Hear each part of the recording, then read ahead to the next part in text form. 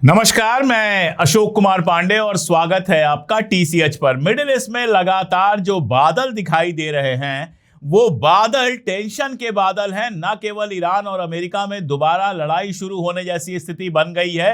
एक तरफ अमेरिका ने ईरान के ऊपर अटैक किए, जनूबी ईरान पर अटैक किया, तो दूसरी तरफ ईरान ने अमेरिका के ठिकानों पर कुवैत और बहरीन में बड़े हमले किए हैं। सुबह मैंने आपको बताया था, ये तो एक तरफ चल ही रहा है। दूसरी तरफ टर्की को लेकर इजराइल का जो डर है वो बढ़ता ही जा रहा है। आप जानते हैं नाटो का शिखर सम्मेलन चल रहा है, 2026 का जो शिखर सम्मेलन है वो तुर्की की राजधानी अंकारा में चल रहा है। ट्रंप पहुंचे और ट्रंप का जबरदस्त स्वागत किया गया। थोड़ा अजीब भी लगा। तुर्की की सरकार ने, एर्दोगान की सरकार ने जो वहां का ट्रेडिशनल लड़ाकों का ड्रेस होता है, जो वहां की आर्मी ट्रेडिशनल लड़ा करती थी, उनका ड्रेस पहनाकर 5-7 लोगों को खड़ा कर दिया और वही जबरदस्त स्वागत हुआ ट्रंप का, वैसे ही जैसे किसी बादशाह का उसकी किसी छोटी रियासत में स्वागत होता था।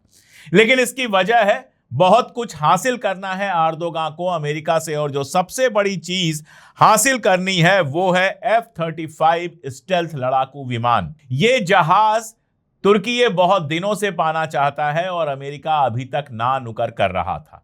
लेकिन कुछ दिनों पहले जब पूछा गया था ट्रंप से कि क्या आप तुर्की को F-35 देंगे, तो उन्होंने कहा था हम दे सकते हैं। और उसके बाद से ही बेंजामिन नेतन्याहू का ब्लड प्रेशर काफी बढ़ा हुआ है। एक और बड़ी घटना हुई है जिससे काफी परेशान है नेतन्याहू, वो ये कि ट्रंप ने कहा कि अमेरिका तुर्की के ऊपर जो प्रतिबंध लगाए हुए हैं, सैंक्शन लगाए हुए हैं, वो सैंक्शंस पूरी तरह से हटा देगा। दरअसल अमेरिका वैसे तो तुर्की का दोस्त है, नाटो मेंबर हैं दोनों, लेकिन तुर्की के ऊपर कई सारे अमेरिकी सैंक्शंस लगे हुए हैं काटसा के तहत। काटसा मतलब होता है countering America's adversaries through sanction act. इसके तहत कई सारे सैंक्शन लगे हुए हैं। एर्दोगान काफी दिनों से कोशिश कर रहे थे कि यह सैंक्शन हट जाए, और अब अंकारा पहुंचकर ट्रंप कह रहा है कि वो सैंक्शन हटा दिए जाएंगे। और यही नहीं, F-35 को लेकर भी काफी पॉजिटिव बयान दे रहा है, जिससे यह लग रहा है कि तुर्की को शायद F-35 भी जल्दी ही मिल जाए। अब इन सारी चीजों से नेतन्याहू का परेशान होना बिल्कुल लाजमी है। देखिए, एर्दोगान और नेतन्याहू के बीच कोई दुश्मनी है, इस पर मैं बहुत भरोसा नहीं कर पाता। जिस समय गजा वाली जंग चल रही थी, जंग तो खैर अब भी चल रही है लेकिन केवल एक तरफ से अटैक हो रहा है, वो जंग जब फुल फ्लेज चल रही थी उस वक्त कई सारे बयान आए थे एर्दोगान के। हम तिजारती रिश्ते खत्म कर रहे हैं इजराइल के साथ, इजराइल ये है, इजराइल वो है। हम सब ने वो बयान बड़े गौर से पढ़े थे, लेकिन उन बयानों के बरक्स हकीकत ये थी कि लगातार रिश्ते बनाए रखे तुर्की ने, एर्दोगान ने नेतन्याहू के साथ। यही नहीं, जो तेल जाता है इजराइल को वो भी तुर्की के रास्ते जाता है और उसको कभी बंद नहीं किया गया। तिजारती रिश्ते बहुत बाद में जाकर बंद किए गए और उसमें भी कई सारे लूप होल छोड़ दिए गए। अपनी तरफ से गजा में किसी मदद की या किसी और चीज की तो कोई बात ही नहीं है। तो तब तक ऐसा लगता है कि नेतन्याहू और तुर्की के बीच में रिश्ते ठीक ठाक थे और बाहर जो भी कहें, अंदर अंदर अच्छी खासी दोस्ती चल रही थी। लेकिन ईरान वार ने काफी कुछ बदल दिया। ईरान वार में इजराइल ये उम्मीद कर रहा था कि तुर्की अपने पुराने दुश्मन ईरान के ऊपर हमले में मदद करेगा, कम से कम अपनी जमीन का इस्तेमाल करने देगा, या फिर कुर्दों को इस बात के लिए उकसाएगा कि जैसे सीरिया में वो घुसे वैसे ही ईरान में घुसे और ईरान की गवर्नमेंट को डीस्टेबलाइज करने की कोशिश करें। ये इजराइल चाहता था, एक हद तक ये अमेरिका भी चाहता था कि तुर्की ईरान को डीस्टेबलाइज करने में मदद करे। लेकिन तुर्की ने ईरान वार से अपने आप को पूरी तरह से अलग रखा, और अगर देखें, अगर जबानी सपोर्ट की बात करें तो लगातार वो ईरान को जबानी सपोर्ट देता भी रहा। वजह सबसे बड़ी यह है कि सीरिया में तुर्की ने बहुत कायदे से देख लिया था कि सारा खेल, सारी मेहनत, सारा पैसा एर्दोगान ने लगाया था कि असद किसी तरह से वहां से भाग जाए, असद या तो मार दिया जाए या वहां से निकल जाए, कुल मिला जुला कर रिजीम वहां पर चेंज हो जाए। तुर्की ने नॉर्दर्न बॉर्डर से जो हमला किया था, करवाया था, उसकी वजह से ही असद को सीरिया छोड़कर जाना पड़ा और जोलानी वहां की गद्दी पर बैठा, जिसकी कल तस्वीर आई थी मैक्रान के साथ कुछ साइन वाइन करते हुए। मजा आ रहा था देख के कि जो कभी दुनिया का वांटेड था, दुनिया के सबसे बड़े आतंकवादियों में से एक था, आईएसआईएस का लीडर था, वो आज मैक्रान के साथ बैठकर पेपर साइन कर रहा है। लेकिन हुआ यह कि सीरिया के अंदर जो जुनूबी सदर्न जो सीरिया है उस पर इजराइल ने कब्जा किया, गोलानी हाइट्स पे कब्जा किया और लगातार सीरिया में वो आगे बढ़ता चला जा रहा है। तुर्की के लिए यह बहुत अच्छी खबर नहीं थी और उसके समझ में आ गया कि इजराइल अपना फायदा देखता है, बाकी सब में उसको कोई खास इंटरेस्ट नहीं है। और ईरान के मसले में भी यही था कि अगर ईरान डिस्टेबलाइज हो जाता तो तुर्की के लिए बहुत सारे सरदर्द पैदा हो जाते। जो ईरानी ग्रुप्स हैं वो तुर्की के अंदर भी ऑपरेट करते, लेकिन फायदा होता सिर्फ और सिर्फ इजराइल का, जो वहां पर अपने किसी बंदे को बिठा देता, या तो शाह रजा पहलवी को या किसी और को, और उसके बाद ईरान के जो रिसोर्सेज हैं, खासतौर पर तेल के जो रिसोर्सेज हैं, उसकी लूट अमेरिका और इजराइल करते रहते। तो तुर्की को समझ में आया कि न केवल यह है बल्कि ईरान का खतरा अगर खत्म हो जाएगा तो कल को इजराइल तुर्की के ऊपर अटैक करने से भी बिल्कुल नहीं रुकेगा। इसीलिए आप लगातार देखते हैं कि वहां से, चाहे वहां के विदेश मंत्री हाकान फिदान के बयान हो, चाहे सीधे सीधे एर्दोगान के बयान हो, वो बयान लगातार इजराइल के खिलाफ आते हैं। हाकान फिदान का सीएनएन टर्क का जो इंटरव्यू था, सीएनएन टर्क पर जो इंटरव्यू दिया था, उसमें उन्होंने कहा था कि इजराइल अब ऐसा बोझ बन चुका है जिसे पूरी ह्यूमैनिटी और अधिक नहीं झेल सकती। कई बार एर्दोगान ये बयान दे चुका है कि इजराइल एक ऐसा मुल्क है जिसमें एक धर्म दूसरे धर्म के ऊपर अत्याचार करता है, वगैरह वगैरह। मतलब कुल मिलाजुलाकर ये कि जबानी जंग जो है वो पूरी तरह से दोनों तरफ से चल रही है। इजराइल से भी कई इंपॉर्टेंट लीडर्स ये बयान दे चुके हैं कि ईरान के बाद अगला नंबर तुर्की का होगा, और तुर्की इस बात को जानता है कि जिस दिन इजराइल के साथ जंग होगी अमेरिका भी उसकी मदद नहीं करेगा, इसलिए उसको अपने पैरों पर खड़ा होना पड़ेगा। F-35 की डिमांड जो है वो बेसिकली इजराइल सेंटर्ड डिमांड है। एक तो ये, दूसरा इजराइल की परेशानी का सबब यह है जो एक नाटो जैसा ऑर्गेनाइजेशन बनाने की कोशिश की जा रही है पाकिस्तान, सऊदी अरबिया, तुर्की और इजिप्ट को मिलाकर। इन चारों के लीडर्स की कई मीटिंग हो चुकी हैं, और अगर ईरान वार नहीं शुरू हुआ होता तो ये शायद सिक्योरिटी अरेंजमेंट हो गया होता जो सऊदी अरबिया और पाकिस्तान के बीच में पहले से है। इसी को एक्सटेंड कर होना है तुर्की और इजिप्ट में। और अब मजेदार बात यह है, खबरें ये आ रही हैं कि ये चारों नेशन ईरान को भी शामिल कर सकते हैं। एक बार जंग पूरी तरह से खत्म हो जाए तो ईरान भी उसमें शामिल हो सकता है, और ये इजराइल के लिए बहुत ज्यादा मुश्किल पैदा करने वाली खबर है। इसीलिए नेतन्याहू लगातार इस तरह के बयान दे रहा है कि तुर्की और अमेरिका के बीच में जो दोस्ती हुई है, साफ दिख रहा है कि उसके सर में दर्द पैदा कर रही है। खासतौर पर F-35 को लेकर उसने कई सारे बयान दिए हैं, और उसने कहा है अमेरिका को रोकने की वो कोशिश लगातार करेगा। एर्दोगान पर अटैक करते हुए उसने कहा कि तुर्की पर ऐसी गवर्नमेंट का, ऐसी रिजीम का कंट्रोल है जो मुस्लिम ब्रदरहुड की विचारधारा से प्रभावित है और अमेरिका से नफरत करती है। अब आप सोचिए कि ये तुर्की में कह रहे हैं मुस्लिम ब्रदरहुड का असर है। मैं ये नहीं कह रहा कि एर्दोगान बड़ा सेकुलर आदमी है, टाई सूट पहनने से कोई सेकुलर नहीं हो जाता है। एर्दोगान भी मुस्लिम कट्टरपंथ की पीठ पर चढ़कर ही तुर्की की गद्दी पर पहुंचा है, और तुर्की में उसने भी एक तरह की तानाशाही बनाई है। ये सब जानते हैं, इसमें कहीं कोई दो राय नहीं है। मैं कम से कम एर्दोगान का कोई प्रशंसक नहीं हूं। लेकिन अगर इसके साफ साफ सामने देखिएगा तो इजराइल में क्या चल रहा है। क्या इजराइल में ज़ायनिज़्म जो है वो कट्टर यहूदी धर्म का संगठन नहीं है? क्या ज़ायनिज़्म अरबों से नफरत नहीं करता है?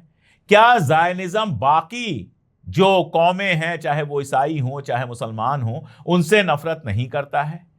क्या इनके अपनी मिनिस्ट्री में, नेतन्याहू की अपनी मिनिस्ट्री में स्मोट्रिच और बेन ग्विर जैसे जो लोग हैं वो लगातार धार्मिक कट्टरपंथ और धार्मिक नफरत नहीं फैला रहे हैं? क्या वहां डेथ टू अरब्स को मारने की बात लगातार नहीं होती है? क्या वहां फलस्तीनी अवाम के साथ लगातार अत्याचार नहीं हो रहा है? और ऐसी गवर्नमेंट जिसका बयान आया, जिसने बैठकर मीटिंग की और यह बयान आया कि सुप्रीम कोर्ट का जो वहां फैसला आया है उस फैसले को हम नहीं मानेंगे, अगर वो तानाशाही नहीं है तो और क्या है। तो अर्दोगान की मजम्मत की जा सकती है, लेकिन क्या इजराइल को यह हक है?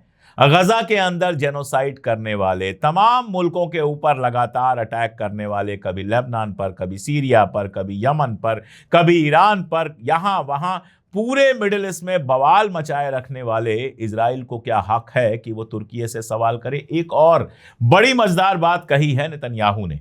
उसने कहा कि अगर तुर्की को F-35 मिल जाएगा तो जो पावर बैलेंस है मिडिल ईस्ट का वो बिगड़ जाएगा। ये असली बात है। असली बात यह है कि अमेरिका से भीख में मिले हुए हथियारों से इजराइल जो उस इलाके में गुंडागर्दी करता है, तुर्की को अगर F-35 मिल जाते हैं तो वो गुंडागर्दी मुश्किल हो जाएगी। तब यह आसान नहीं होगा उसके लिए कि जहाज लेकर जाए और तुर्की पर बम गिराकर वापस लौट आए, क्योंकि वो अगर तुर्की पे बम गिराएगा तो तुर्की भी वैसे ही F-35 लेकर आएगा और इजराइल के ऊपर बम गिराएगा। तुर्की साइज में फिर भी काफी बड़ा है, इजराइल तो बहुत छोटा सा है। जो तबाही होगी वो बर्दाश्त कर पाना नेतन्याहू के लिए आसान नहीं होगा। और हमला करने के लिए कौन मिला नेतन्याहू को? मिला ज़ोहरान ममदानी।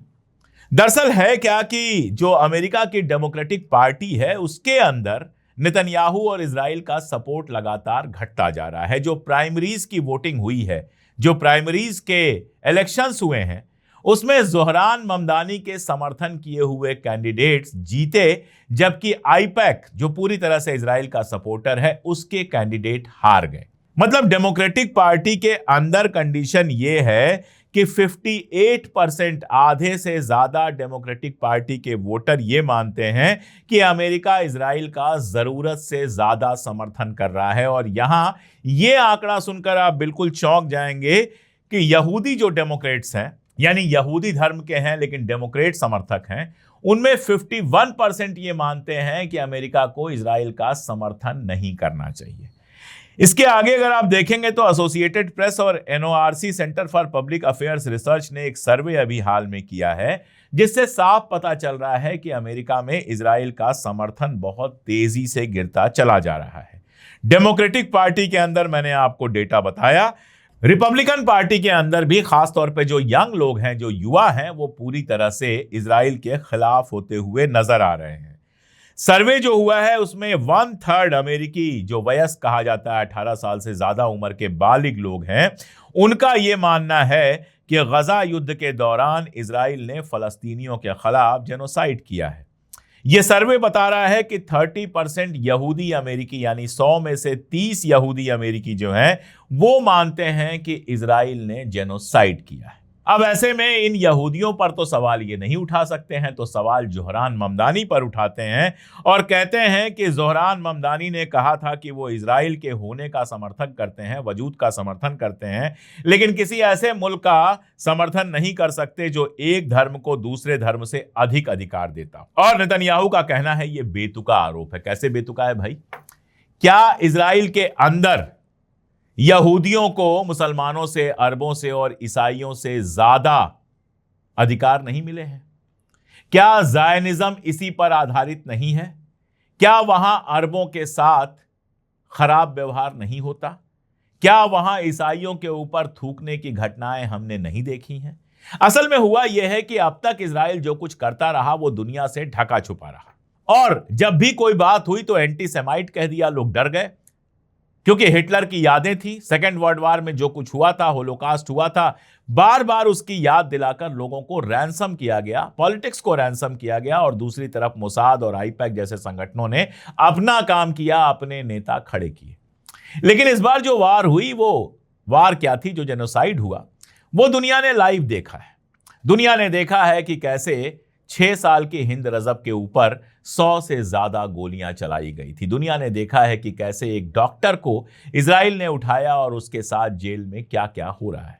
लोगों ने देखा है कि कैसे पूरे के पूरे शहर तबाह कर दिए गए। लोगों ने देखा है, अभी हमारे इंडिया के ही जस्टिस थे जिनकी रिपोर्ट आई थी, UN की रिपोर्ट थी, जिसमें लोगों ने देखा कि कैसे इजराइल ने निशाना बनाकर छोटे छोटे बच्चों को मारा है। और इसीलिए दुनिया भर में इजराइल का सपोर्ट गिरा है। अभी बीच में नेतन्याहू की यह हालत हो गई थी कि JD वांस को जवाब देते हुए कहा कि अमेरिका ही नहीं, हिंदुस्तान में भी हमारे बड़े सपोर्टर हैं। 140 करोड़ हिंदुस्तानी सपोर्ट करते हैं। तब भी मैंने ये कहा था कि 140 करोड़ हिंदुस्तानी तो नरेंद्र मोदी को भी सपोर्ट नहीं करते हैं। तो यहां कुछ भक्तों को छोड़ दो तो इजराइल का सपोर्टर कोई नहीं है, यह गलतफहमी अपने मन से निकाल दो। यह कहना क्यों पड़ा था? क्योंकि यूरोप का आप सपोर्ट नहीं है उनके पास, हुक्मरानों का भले सपोर्ट हो, आवाम का सपोर्ट उनके पास नहीं है, एशिया का सपोर्ट उनके पास नहीं है, अमेरिका में भी सपोर्ट लगातार गिरता जा रहा है। तो अब हिंदुस्तान में मुसलमानों से नफरत पर पल रहे भक्तों का भरोसा है बेंजामिन नेतन्याहू को।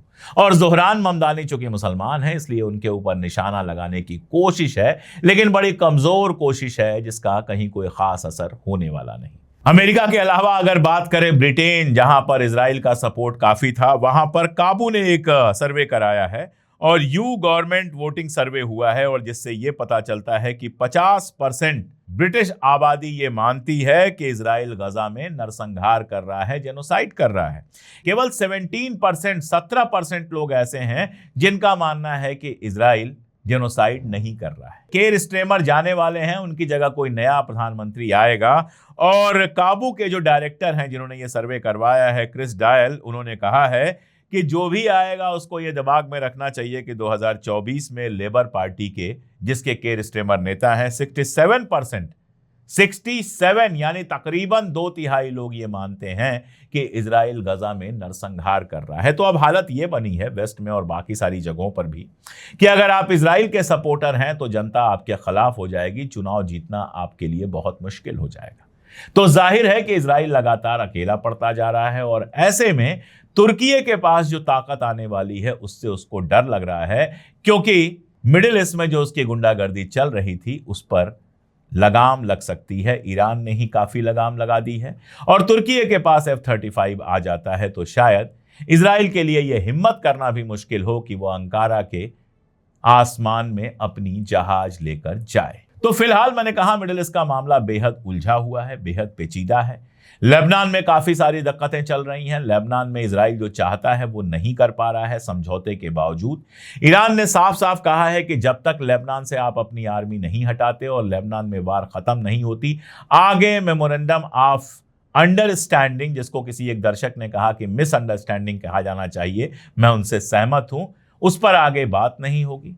इधर ईरान अमेरिका के बीच में फिर से वार जैसी सिचुएशन बन गई है, और इन सब के बीच ट्रंप अगर तुर्की के करीब जा रहा है तो नेतन्याहू के सर में दर्द होना बिल्कुल लाजिम है। लेकिन ये दर्द सर तक नहीं रहेगा, ये सीने तक भी उतरेगा और नेतन्याहू गद्दी से जल्दी ही हटेगा। ये सब बहुत जल्द होगा, और जब जब जैसे जैसे होगा मैं लगातार अपडेट करता रहूंगा। आज के लिए इतना ही, बहुत शुक्रिया।